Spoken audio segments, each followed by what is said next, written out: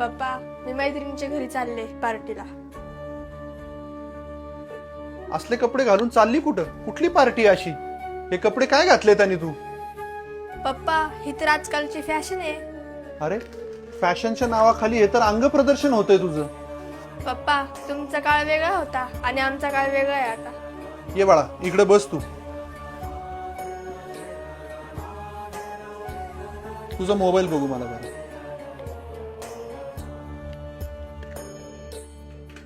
घे, आता असाच घेऊन जा हा मोबाईल. अहो पप्पा, फोनचा कव्हर का काढला? पडला तर डिस्प्ले फुटन, खराब होईल फोन. जसं मोबाईलचं कव्हर लावल्यावरती मोबाईल सुरक्षित राहतो, तसंच तुझंय. पूर्ण कपडे घालशील, अंगभर कपडे घालशील तर लोकांच्या वाईट नजरेपासून वाचशील. अगं ताई, असे शॉर्ट कपडे घातल्याने लोक तुझ्याकडे वाईट नजरेने बघतात. एवढं साधं तुला कळत नाही का? लोकांसाठी मी माझं राहणीमान का बदलू? तुम्हा आजकालच्या तरुण मुलींना टिकली लावायची लाज वाटते, अंगभर ओढणी घ्यायला लाज वाटते. कामाच्या ठिकाणी बऱ्याच मुली मंगळसूत्र घालायला नको म्हणतात, त्यांना लाज वाटायला लागलीये. हे आजकालची तरुण पिढी चाललीये कुठं? भरकटलेत तुम्ही लोक.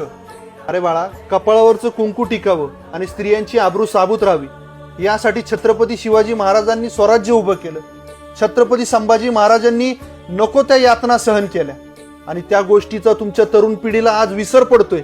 ही फार मोठी दुर्दैवाची गोष्ट आहे आणि मला हे तुझ्यासोबत होऊ द्यायचं नाहीये.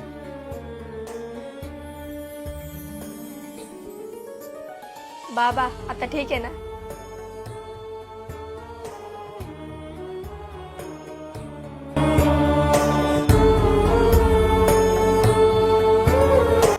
तर मित्रांनो, मी माझ्या मुलीला जे समजून सांगितलं ते तुम्हाला पटलं असेल तर नक्की कमेंटमध्ये सांगा आणि व्हिडिओ जरूर शेअर करा.